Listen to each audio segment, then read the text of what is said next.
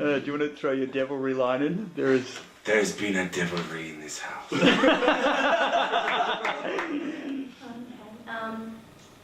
What's like a brief kind of a story? Yeah, you want a quick synopsis? Yeah, if I could, yeah. Dr. Jekyll is a young man who's inherited a property and he's unwell, and he calls on some of his close friends to come to what might be one last party at his house before he dies. Okay. But in fact, he's not going to die. He has an alter ego called Mr. Hyde, whom when the party when it gets to around midnight, Hyde comes out of the closet and basically starts killing people. The very beginnings were about 2 years ago, having a coffee with Nathan and Angie Dells, who plays the infield in the film. Nathan had just read or reread the story, and I think it was Andy that suggested that we should shoot the film. Nathan must have had a vision or something, because he just looked at Andy and went, "And you're the character of infield, and you wanted to be a artist." So technically we got cast about 2 years ago. They've all seen Hyde, kind of in the middle of the night. They've seen him running down the hallway. They've seen the guy, and they're all like, it's almost like they've been instructed not to investigate any further or not look at him. So it's like this character exists, but you wouldn't look at him because he might strike. The whole aura, the whole atmosphere around Hyde is a very scary one. I'm afraid it gets worse. Surely.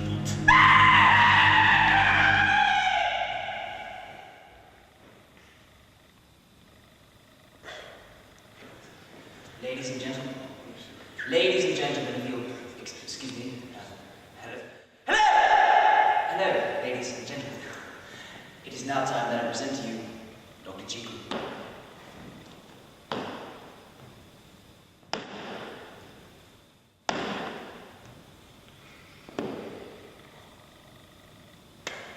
I was quite dumbfounded when I heard them saying Jekyll. I thought Jekyll might have been a gangster rapper or something. I wasn't sure what was going on. The correct pronunciation is Jekyll. So Jeek as in seek. So, which is why Robert Louis Stevenson, who wrote the novel, had Mr. Hyde. And then he looked. It was a game of hide and then a game of seek. So instead of seek, he used Jekyll. Cue him, quick. What's the cue? We had stage actors, we had models, we had film actors, community theatre actors, but it was a matter of bringing them all together on the same page as well, and that took about 3 months. It was 3 months of rehearsals to get it to the point where we could go in, because I had a very tight schedule. I had a 40-hour shoot where I had to get 30 minutes of film, and I knew that when I went in there I was only going to get 1 or 2 takes. So it was imperative to rehearse it for at least 3 months so the actors had it all down so they could walk on and they knew their lines, which was better for them as well, because as soon as they went on set they were comfortable, they weren't nervous, and they knew what they had to do.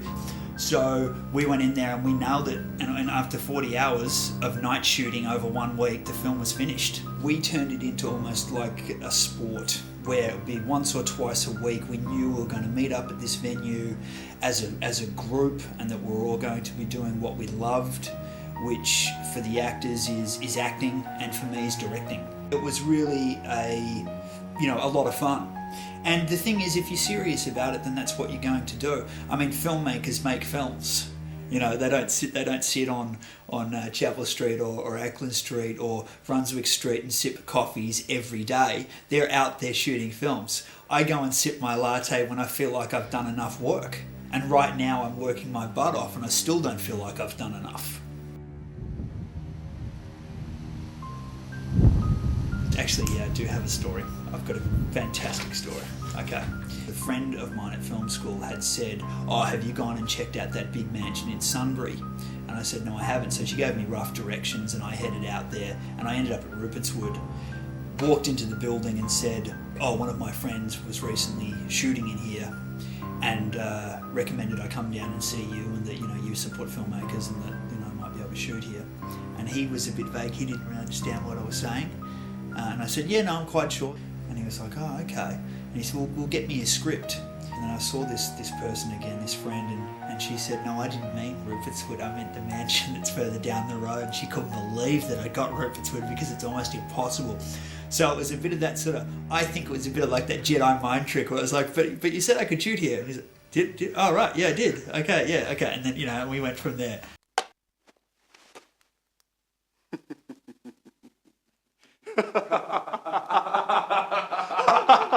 Enfield. Henry. How are you? Good, good. You're looking fine. Thank you. May I? Thank you.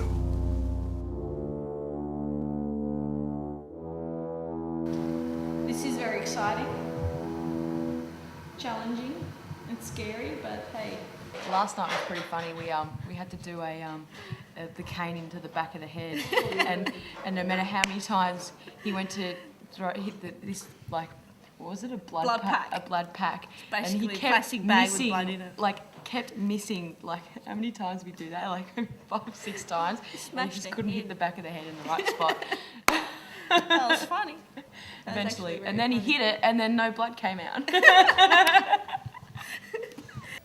In the novel, Hyde is a short character.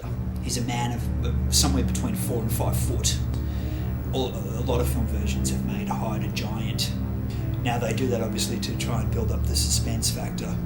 But Hyde is in fact, a shorter man. When Jekyll transforms into Hyde, he's in the early stages of trying to master the potion that he takes to become his alter ego, and therefore the evil is young and in its growing stages, which is why Hyde is a short person. Actually, the making of the mask was a blast, as you remember, because I had to sit still with this encasement, this over my face, and I can hear people talking, and I couldn't, smile. You were actually saying some things to which I was, started smiling, but I stayed put. It was a great mask. If your breathing's okay, Nico, grunt once. You right? Yeah, it's okay. Yeah, all right. We had standard prosthetics mask made using plaster casting of Jekyll. We took Nick Wightman, the actor, we took his face and then we actually physically stuck that on Michael Burkett, the shorter actor who was playing Mr. Hyde. I mean, the mask didn't look as good as what I thought it would in broad daylight. This sometimes happens when you don't have enough money, obviously, to get it right, and more to the point, when you don't oversee what's being made and what's happening. Hey, brother. Yeah, drop down here, face first, and we'll get you to turn. We'll try for camera. We'd see less of the face compared to the other way. What I want to know is, as an end frame, how much of that mask should we see on camera? Because I do want to see a bit of it. So you get one shot, whereas I probably would have liked 3 or 4 shots. So you just make sure that one shot you're going to get is going to tell the story that you originally had in your 4 shots.